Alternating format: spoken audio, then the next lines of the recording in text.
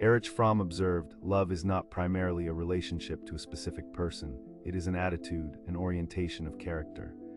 This suggests that love is a way of being in the world, a capacity we cultivate within ourselves first. C.S. Lewis wrote with profound honesty, "To love at all is to be vulnerable. Love anything and your heart will be wrung and possibly broken." He reminds us that the risk of pain is inherent in the beauty of loving deeply. James Baldwin powerfully stated, "Love takes off masks that we fear we cannot live without and know we cannot live within.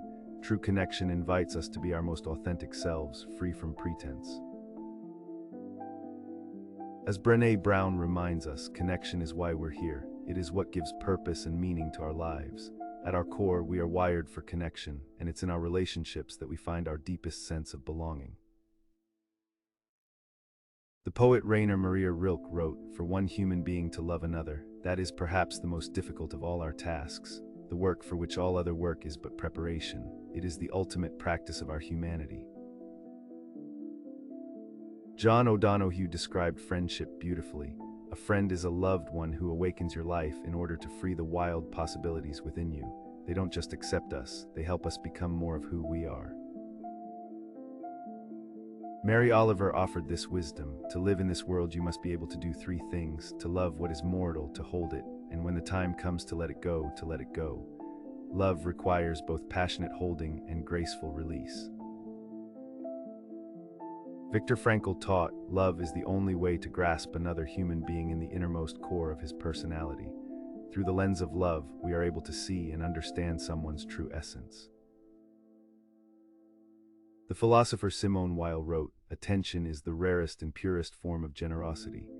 In a distracted world, offering someone your undivided presence is a profound act of love and respect." Carl Jung insightfully noted, "The meeting of two personalities is like the contact of two chemical substances. If there is any reaction, both are transformed. Meaningful connection changes us always." From Antoine de Saint-Exupéry, "Love does not consist of gazing at each other, but in looking outward together in the same direction. Lasting love is built on shared goals, dreams, and a common vision for the future." The incredible Bell Hooks wrote, "To love well is the task in all meaningful relationships, not just romantic bonds."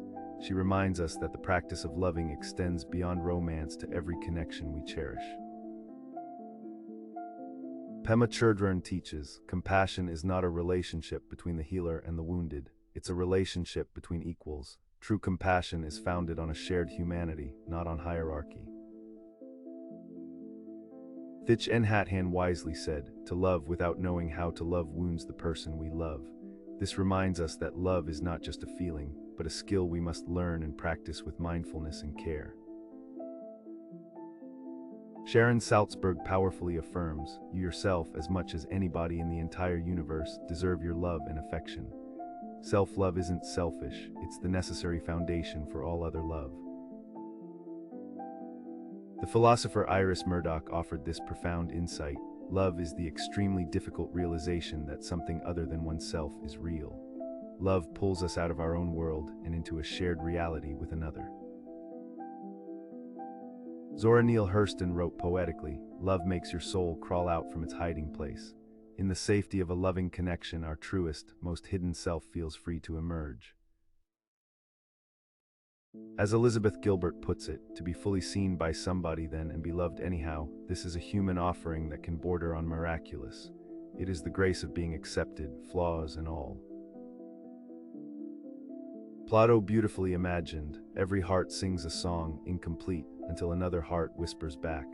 Connection is the harmony that completes our personal melody." Elaine de Botton suggests, "To love is to have the willingness to interpret someone's behavior in the most generous way possible. Love chooses to see the best intentions and offers the benefit of the doubt." A Japanese proverb teaches, "One kind word can warm 3 winter months." This simple wisdom shows the profound and lasting impact of small acts of love and kindness. An African proverb says, "A single bracelet does not jingle."